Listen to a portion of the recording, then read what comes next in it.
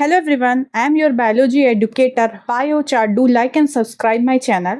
तो पिछले वीडियो में हमने सेल की डिस्कवरी, सेल का ओवरव्यू तक हम लोगों ने पढ़ लिया। आज हम प्रोकैरियोट्स के बारे में डिटेल स्टडी करेंगे। उस टाइम हमने पिछले लेक्चर में हमने प्रोकैरियोट्स और यूकैरियोट्स में डिफरेंसेस देखे थे। आज हम डिटेल स्टडी करेंगे कि एग्जैक्टली प्रोकैरियोट्स में होता क्या है, सेल वॉल कैसी होती है, उसका सेल ऑर्गेनाइजेशन कैसा होता है। आज हम इसकी डिटेल स्टडी करेंगे। तो जो प्रोकैरियोट्स होता है, हैबिटेट जो होता है वो कहाँ पे पाए जाते हैं। प्रोकैरियोट्स जो होते हैं वो हर जगह, कॉस्मोपॉलिटन एक वर्ड होता है, फाउंड इन एवरीवेयर। तो एयर, लैंड, वाटर, एवरीवेयर, हर जगह हमें प्रोकैरियोट्स देखने को मिलेंगे। इवन दो वो हम मतलब एक एक्सट्रीम हैबिटेट में भी वो पाए जाते हैं। जैसे हमारा इंटेस्टाइन के अंदर हम लोग कहते हैं नहीं, बैक्टीरिया, गुड बैक्टीरियाज होते हैं, बैड बैक्टीरियाज होते हैं। डीप सी मतलब सी के अंदर बहुत गहराई में जहाँ पे एक लाइफ सस्टेन करना बहुत इम्पॉसिबल होता है, वहाँ पे भी प्रोकैरियोट्स पाए जाते हैं। डिजर्ट में। फिर उसके बाद रिप्रेजेंट बाई प्रोकैरियोट्स में कौन से, जैसे अब हम एनिमेलिया की बात करते हैं तो हम लोग उसको रिप्रेजेंट करते हैं, उसी तरीके से प्रोकैरियोट्स को कौन रिप्रेजेंट करता है। उसमें bacteria, cyanobacteria, blue green algae, mycoplasma, PPLO, pleuropneumonia like organism इसको रिप्रेजेंट करते हैं। इसमें ना शेप एंड साइज बहुत वेरी करता है। हम ये कह सकते हैं कि ऑर्गेनाइजेशन ऑफ प्रोकैरियोट जो होता है वो फंडामेंटल सिमिलर होता है। मतलब फंडामेंटली सिमिलर मतलब होता है कि उसकी जो सेल वॉल होती है, साइटोप्लाज्म होता है, वो सिमिलर होता है, बट उसका जो शेप एंड साइज होता है वो वेरी करता है। मतलब फंडामेंटल सिमिलर हो गया, शेप एंड साइज वेरी करेगा। अब हम बात करते हैं, जैसे कि अब हमने इसमें हमें पता चल गया कि बैक्टीरिया जो होता है वो प्रोकैरियोट का पार्ट होता है। और कॉमन शेप जो बैक्टीरिया के देखे गए हैं वो होता है bacillus, rod shape, most common, सबसे ज्यादा यही शेप पाया जाता है, और एंडोस्पोर। अब ये चीज जो है वो हमारी एनसीईआरटी में मेंशन नहीं है, लेकिन जब आप फिगर भी देखेंगे तो आपको ऐसा फिगर मिलेगा और उसमें एक स्पोर लाइक स्ट्रक्चर होगा, तो हम कहते हैं ये एंडोस्पोर होते हैं। कोकस राउंड शेप का होता है, स्फेरिकल हो गया। वाइब्रियम कॉमा शेप, ऐसा कॉमा शेप का होता है। स्पाइरलम स्पाइरल शेप का होता है। इन सब में मैक्सिमम मोटिलिटी के बेसिक पे देखा जाए तो सारे मोटाइल होते हैं, लेकिन एनसीईआरटी में इतना मेंशन नहीं है, तो आपको इतना डीप पढ़ने की जरूरत नहीं होती। तो हम ये कह सकते हैं, ऐसा एक लर्न करने के लिए, अगर बाय द वे कभी आ गया क्वेश्चन, तो सिर्फ कोकस जो होता है वो नॉन मेटाइल होता, बाकी सारे मोटाइल होते हैं। और रॉड शेप में जो बैसिलस होता है वो मोटाइल नॉन मोटाइल दोनों होता है।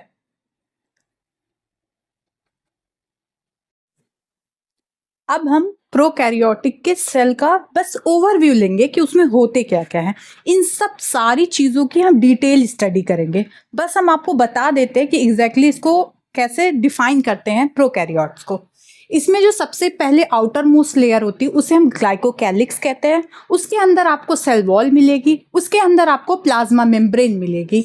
और प्लाज्मा मेम्ब्रेन, सॉरी, ये आपकी प्लाज्मा मेम्ब्रेन हो गई। ये राइबोसोम, हाँ, ग्लाइकोकैलिक्स, सेल वॉल और प्लाज्मा मेम्ब्रेन, ये तीनों मिलकर के सेल एनवलप का फॉर्मेशन करती हैं। ये जो होता है ये हमारा राइबोसोम्स होता है, ये हमारा पॉलीसोम्स होता है। पॉलीसोम्स में ये हमारा आरएनए होता है, इसके ऊपर राइबोसोम अटैच होते हैं। ये हमारा इंक्लूजन बॉडी होती है। ये फ्लैजिला होता है, फिम्ब्रियाई होता और पिलाई होता है। ये जो तीनों होते हैं ये सरफेस स्ट्रक्चर होते हैं, प्लाज्मा मेम्ब्रेन से ओरिजिनेटेड होते हैं। ये हमारा प्लाज्मिड होता है, ये एक्स्ट्रा क्रोमोजोमिक डीएनए होता है। न्यूक्लियाइड जो होता है मेन जीनोमिक डीएनए होता है, और प्लाज्मिड जो होता है वो एक्स्ट्रा डीएनए होता है, एक्स्ट्रा क्रोमोजोमिक डीएनए होता है। ये हमारा मीजोसोम होता है।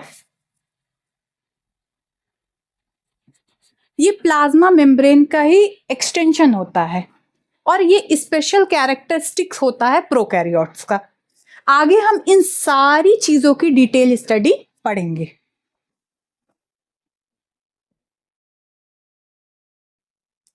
सो ग्लाइकोकैलिक्स, म्यूकोपॉलीसेक्राइड मतलब शुगर, एक शुगर की ग्लाइकोकैलिक्स होती है। ये दो टाइप की होती है, एक स्लाइम लेयर होती है, दूसरा कैप्सूल होती है।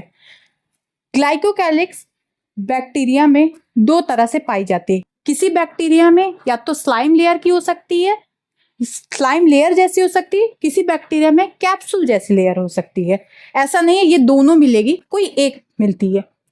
स्लाइम लेयर अगर जैसी मिली, जो ग्लाइकोकैलिक्स अगर स्लाइम लेयर टाइप की है तो वो थिन एंड लूज होगी, एकदम थिन टाइप की, ऐसा लगेगा मेसी टाइप की, ऐसा स्लाइमी टाइप की लगेगी। कैप्सूल है तो थिक एंड टफ, एकदम हार्ड टाइप लगेगी, थिक रहेगी। और ये जो ग्लाइकोकैलिक्स होता है वो डिफरेंट बैक्टीरिया में जो ये पॉलीसेक्राइड की अरेंजमेंट होती है वो डिफरेंट होती है, इसलिए हमें पता चलता कौन सा स्ट्रेन ऑफ बैक्टीरिया है। ये जो स्ट्रेनिंग होती है वो इसी की हेल्प से होती है। आर स्ट्रेन कहते नहीं, बैक्टीरिया के 230 स्ट्रेन हैं, इन सब चीज़ों का ये ग्लाइकोकैलिक्स की वजह से ही हम पाते हैं कि कितने स्ट्रेन ऑफ बैक्टीरिया हैं।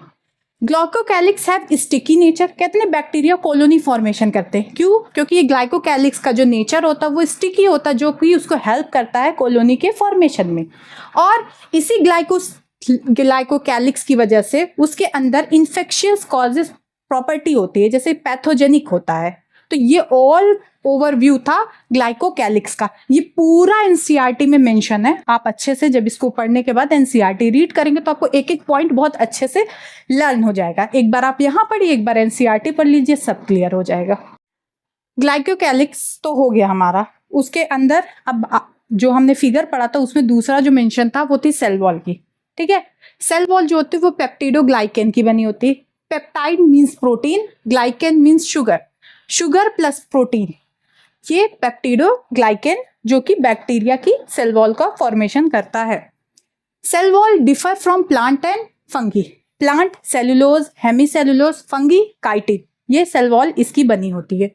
Cell wall made by, bacteria की जो सेल वॉल होती है वो नैग एंड नैम, ये जो होते हैं वो ग्लाइकेन मतलब ये शुगर होते हैं। शुगर में क्रॉस लिंक बनती है, वो जो क्रॉस लिंक होती है वो प्रोटीन की होती है, पेप्टाइड की होती है। तो इसलिए पेप्टाइड प्लस शुगर दोनों मिल करके पॉलीपेप्टिडोग्लाइकेन का फॉर्मेशन करते हैं।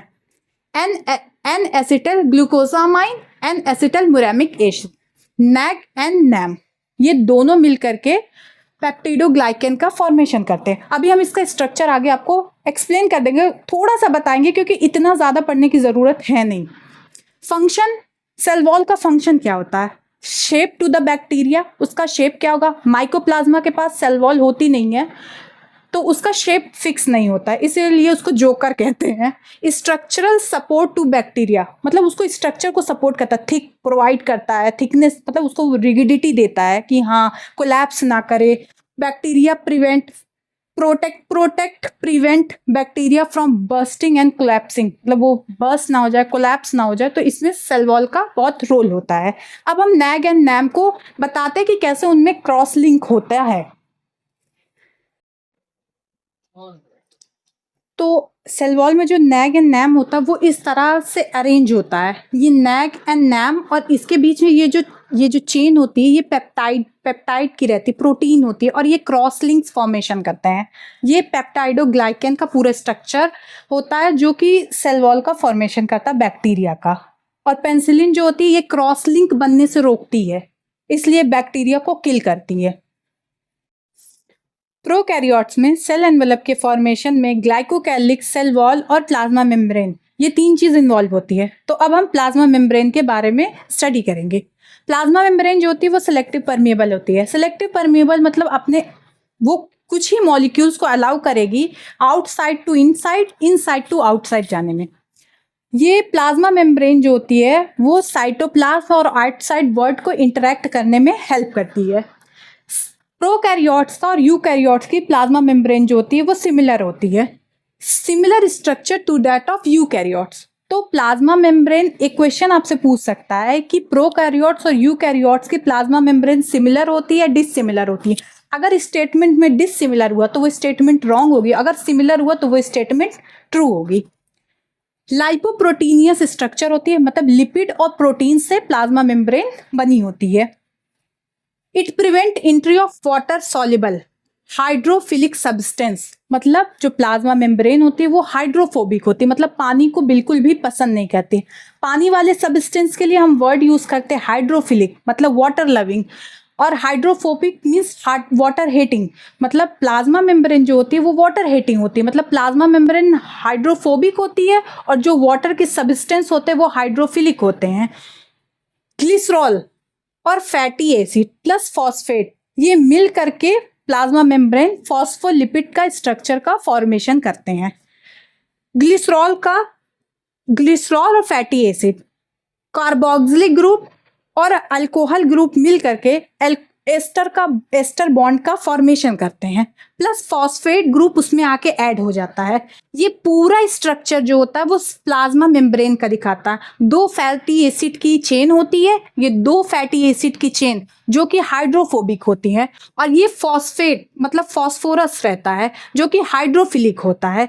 तो हाइड्रोफिलिक पार्ट आउटसाइड होता है और अंदर की साइड जो होती है वो 2 चेन होती है जो कि हाइड्रोफोबिक होती है। इसलिए कोई भी वाटर सब्सटेंस जो वाटर लविंग सब्सटेंस होता है उसको यहाँ से अंदर आने नहीं देती, क्योंकि ये दोनों जो कार्बन की चेन होती है, फैटी एसिड की जो चेन होती है, ये हाइड्रोफोबिक होती हैं।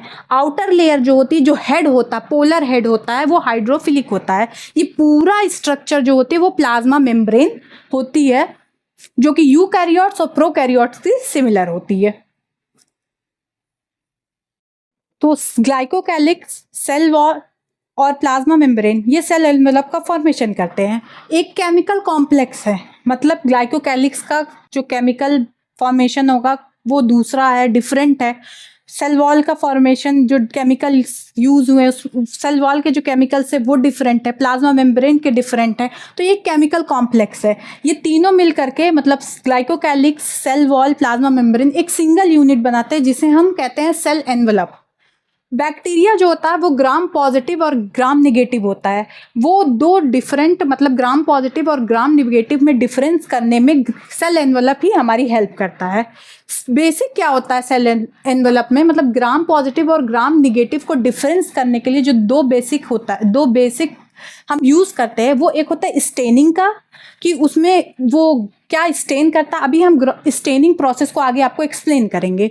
दूसरा क्या होता है कि उसके सेल एनवेलप जो होता है उसमें क्या डिफरेंस है, मतलब जब आप सेल वॉल देखेंगे तो किसी मतलब ग्राम पॉजिटिव ग्राम नेगेटिव में इन दोनों में डिफरेंस क्या होगा कि किसी की जो पेप्टिडोग्लाइकन की लेयर होगी वो थिक होगी, किसी की पेप्टिडोग्लाइकन की लेयर थिन होगी, किसी में लाइपोप्रोटीन मतलब प्रोटीन लिपिड का जो होगा लेयर होगी वो थिक होगी, किसी की थिन होगी। तो ये इन बेसिक पे मतलब सेल एनवेलप के बेसिक पे और स्टेनिंग के बेसिस पे कौन कलर दे रहा है कौन कलरलेस है, हम ग्राम पॉजिटिव और ग्राम नेगेटिव डिफरेंशिएट करते हैं बैक्टीरिया को। अब हम ग्राम स्टेनिंग के बारे में पढ़ेंगे, जो कि ग्राम पॉजिटिव और ग्राम नेगेटिव बैक्टीरिया को डिफरेंस करने के लिए एक प्रोसीजर होता है।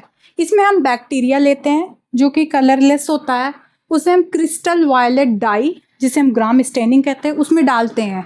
जब हम बैक्टीरिया को इसमें डालते हैं तो हमें पर्पल कलर का बैक्टीरिया मिलता है। इस पर्पल कलर को फिक्स करने के लिए फिक्सेंट की यूज़ मतलब फिक्सेंट के तौर पे हम पोटेशियम आयोडाइड KI का यूज़ करते हैं, जिससे कलर फिक्स हो जाता है। फिर हम उसमें एसीटोन डालते हैं, मतलब इस पर्पल बैक्टीरिया में हम एसीटोन डालते हैं जो कि एक डीकलराइजिंग एजेंट होता है। मतलब इस पर्पल कलर के बैक्टीरिया को 2 चीज़ में मतलब 2 पार्ट में डीकलराइज कर देता है, या तो उसको पर्पल जैसा था वैसा रहने देगा या उसको कलरलेस में चेंज कर देगा। अगर पर्पल था बैक्टीरिया जो पर्पल था यहाँ पे, अगर इसको पर्पल ही रहने दिया तो वो ग्राम पॉजिटिव बैक्टीरिया होगा। अगर पर्पल से कलरलेस में चेंज कर दिया तो ग्राम निगेटिव बैक्टीरिया होगा। ये तो प्रोसेस हो गया ग्राम स्टेनिंग का। अब ऐसा हुआ क्यों? ग्राम पॉजिटिव बैक्टीरिया जो होता है उसमें सेल वॉल होती है और प्लाज्मा मेम्ब्रेन होती है सेल एनवेलप में, लेकिन जब ग्राम निगेटिव की बात करते हैं हम तो उसमें सेल वॉल के ऊपर एक लिपिड की लेयर आ जाती है। ये लिपिड की लेयर जो होती है उसे स्टेनिंग नहीं करने देती है, मतलब जो कलर आया रहता है, जैसे आप जब कोई चीज़ ऑयल लगा लेते हैं, जब उस पर आप कलर डालते हैं तो कलर रुक नहीं पाता है, तेल पे कलर कभी नहीं रुकता है। ऐसी सोच लीजिए उस पर लिपिड की लेयर होती है जो कि उसके स्ट्रेन को रुकने नहीं देती है। दूसरा, इसकी जो सेल वॉल होती है ग्राम पॉजिटिव की बहुत थिक होती है, तो ये थिक होने की वजह से ये स्ट्रेन को अपने पास एब्जॉर्ब कर लेती है। और इसकी जो सेल वॉल होती है वो थिन होती है, पतली होने की वजह से ये स्ट्रेन को वॉश आउट कर देती है। तो ये ग्राम पॉजिटिव में सेल वॉल थिक होती है, ग्राम निगेटिव में सेल वॉल थिन होती है, और ग्राम निगेटिव में लिपिड की एक लेयर होती है। लिपिड लेयर जो होती है वो एब्सेंट होती है, प्रेजेंट होती है। हम ये कह सकते हैं ग्राम पॉजिटिव में लिपिड का जो कंटेंट होता है वो लेस होता है, और ग्राम निगेटिव में लिपिड का जो कंटेंट होता है वो बहुत हाई होता है। इसका एग्जाम्पल जो होता है लैक्टोबैसिलस और क्लॉस्ट्रीडियम होता है। ये फेमस एग्जाम्पल हैं, बहुत सारे एग्जाम्पल आपको लर्न करने की ज़रूरत नहीं है, लेकिन जो हमारी एनसीईआरटी में आप जब पढ़ेंगे बायोलॉजी की बुक 11th-12th की, को कुछ नेम बैक्टीरिया के बहुत फेमस हैं।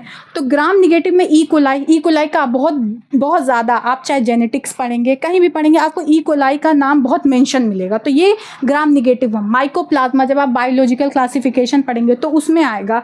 साइनोबैक्टीरिया जिसे हम ब्लू ग्रीन एल्गी कहते हैं, और राइजोबियम, ये जो होते हैं वो ग्राम निगेटिव में आते हैं। आज के वीडियो में सेल एनवेलप की डिटेल इंफॉर्मेशन हो गई। नेक्स्ट वीडियो में हम nucleoid, plasmid, mesosome, chromatophore, pili, fimbriae, ribosome, inclusion body, polysome, polyribosomes, इन सब के बारे में हम नेक्स्ट वीडियो में डिटेल स्टडी करेंगे। Till then, do like and subscribe please.